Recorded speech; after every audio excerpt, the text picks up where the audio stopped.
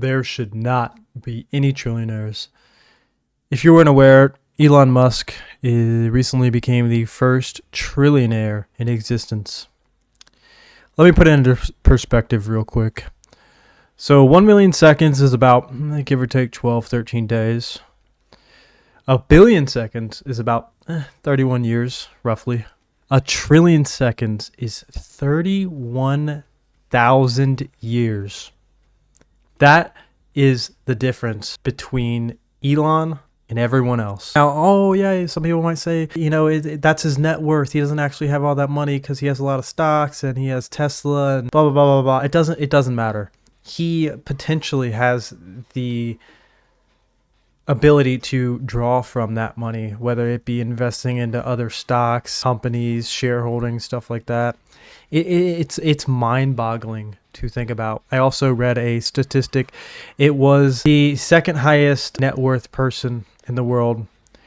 If you had $1 to your name, you'd actually be closer to him in comparison to him being close to Elon Musk. The amount of homeless people, the amount of people living off government welfare, having to take public transportation and everything like that. And don't get me wrong, I know that we live in a capitalist country and everyone should be able to earn as much money as they can or want to, quote unquote, but there definitely should be a limit. I feel like that the richer you are, the more you have to pay in taxes, because you're making way more money and you shouldn't be able to find loopholes in tax brackets to go ahead and either avoid them altogether or end up paying way less than you should be, because you're just hurting everyone else except for yourself. But at the end of the day, they don't care. They're greedy corporate owners that have only their interests in mind and no one else's. We're just goy cattle, sheep to them. And that's the sad thing, because it doesn't matter what we do until we actually revolt or really go to make some action, change something about this. It's never going to stop. We're just going to keep moving more and more toward a cyberpunk 2077-esque sort of reality where corporations own everything and you will own nothing and be happy. Now, this statement came up not too long ago, a few years back. I think it was EA pushing it, but they were saying that you will own nothing and you will be happy. And this is what they're trying to move towards. With all the subscriptions now, you have Spotify, Netflix, Hulu, all these things. You don't actually own that music. You don't own those shows. You don't own those movies. You don't own any of it. It's all subscription based. I mean, even if you look at Steam, which I'm on PC and I'm a huge Steam advocate, you don't actually own any of those games. You're just buying the license to them, which is scary because there is no more ownership and they're making sure of it because they want to control us completely. Freedom is dead. It has been for a while. I couldn't exactly say when it started to be ushered out, but because I'm a young 24-year-old going on 25, I've only lived, a quarter of my life, maybe a third or whatever, however long I end up living. I don't know. We'll go ahead and see how long I'm on this earth, but that's not the point. My point is freedom is dying. It's dead with all the, the face verification, the ID. Oh, we want to protect the children. No, it's not to protect the children. It's actually to mass control us and monitor us. I also did read one thing that another reason, a big reason why they want the face ID and age verification is because there's so many bots on social media now. The companies want to make sure that the ads that they're pushing out are being seen by real people.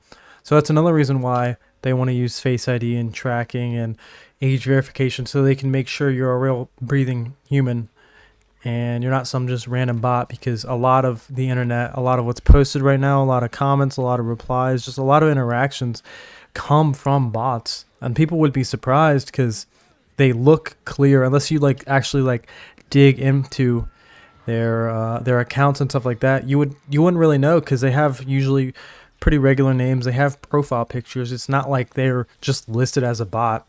You're going to mistaken it as a real person. But yeah, no, I back to my original point. There should never ever be that huge of a disparity in the gap between the highest earner and the average people, because The average income in the United States right now is about 50, 60, maybe 70,000. And somebody did a statistic on it. He was trying to see, what it would be like, or he was just trying to make an analogy. He was saying that if you made $50,000 every year since Christ was born up till today, you still wouldn't even have $1 trillion. That just shows you the difference in wealth and how essentially Elon, I guess, is quote unquote untouchable when he really isn't, because he's human like us and everyone else. Nothing makes him special. I mean, sure, he makes a lot of money and he makes a lot of good products. I mean, that's good for him, but from what I hear, he was trying to beg to. he was begging, sending emails and texts to Epstein and other people, trying to get on that island when all that stuff was going on and about. And bro is such a pathetic chud that he got denied. I'm sorry, that's got to be one of the saddest things ever. Not only are you built like an uppercase P, you are not that funny, you're not charismatic, but you got denied to go be a sick pedophile and to join in with the elites because you want to be cool. It was mostly to be cool. I'm not saying that he would or wouldn't have participated. Looking at him and knowing him and how he runs Grok, I would assume he was probably trying to get in on that stuff, but it really is just crazy and sad to think about that there is somebody this extremely wealthy when the average person is struggling so much today with the cost of housing going up. It's skyrocketing. The real estate, groceries, everyday things like gas, necessities, everything just keeps going up and up and up, and we're not getting paid any more. The minimum wage is nowhere near rising at the same limit or amount that the average rent is, and other basic necessities. I'm kind of glad that I was born when I was, because I got to experience life before technology and the internet, and I don't have to worry about being illiterate like the kids are growing up nowadays. A lot of people, including myself, I scroll a little bit, so like you can quote unquote say that I'm a little addicted to social media, but I don't let it control my whole life and mood. But just thinking about these kids growing up and what they're gonna have to go through 50 years down the line when they're 20, 30, with how the world, the trajectory and where it's going, I just truly feel like it's gonna be a soulless world unless something changes. It's probably gonna resemble the Wall-E world a little bit. And I talked about it in my last video. It's been so long since I've seen that movie, so I can't off the top of my head accurately describe pinpoint details. But they're basically living in the future. A lot of fat slobs that have no volition or control over their lives, just basically exist, don't really do anything, just endlessly consume food. They have screens in front of them. They don't have to walk anywhere, and they're on this ship because they've used up all the resources on the planet, and it's gone to hell, more or less. And I see that's the trajectory that our world's going in. Maybe it's not quite that, or maybe it's not quite Cyberpunk 2077, but it's going to be something along those lines, eerily. And just being able to see it in real time. I mean, even go back 10 years ago, things were a lot different. See, the implementation and addition of technology has been really good in some aspects of life. It has grown so much in the past few decades in comparison to the just human evolution and existence, that it was at a slow, steady pace all the way up till about the I think it's the 50s, 60s, 70s maybe, until technology was really starting to ramp up with the computer and the web and internet and phones and stuff like that. And then if you're looking at a graph, it just kind of skyrockets out of nowhere and just keeps going higher and higher. It's not a steady growing line at this point, because it's exponentially grown in comparison to everything else. I mean, even if you take into consideration the Iron Ages, and it's not even in the same league. It's not even in the same ballpark. But I think it's all going according to plan. The elites, the higher ups, they planned stuff behind the scenes, whether people want to acknowledge it or not, whether realize it's true or not. Most people don't. A lot of people are cattle, sheeps. They just keep up with their bread and circuses. I mean, look at the finals. There was thousands of people, joining up to go celebrate downtown with the bus and the team. But you can't do that when we figure out our leaders and corrupt politicians are diddling little kids. Why? Why would we do anything about that? It just kind of shows that the average IQ really is not that high. Another thing, the Kai Cenat with like Streamer University and stuff. I've never seen such a line filled with low IQ, not very intelligent sociocrats. They're not sociocrats, but you get my point. Like, you would never see a line that big for a voting ballot or really anything else. Or let's say, people want to go and I don't know, like a good example off the top of my head, but it's just crazy that all these people are joining up, lining up, and waiting to quote unquote go to Streamer University, become a streamer. But when we're figuring out all this heinous, just sick, evil, demonic stuff happening with our leaders, with them touching kids and doing all this just nasty, terrible things, no one bats an eye. Everyone seemed to forget about it in about a week or two. It's funny because Trump basically was trying to write it off and brush it under the rug, and he did. I mean, I don't really see or hear anyone talking about it anymore, which is crazy because, that was just a few months ago. I know the age of the internet, memes are days old and then they become, stale or get overused because that's just how the lifespan is on the internet.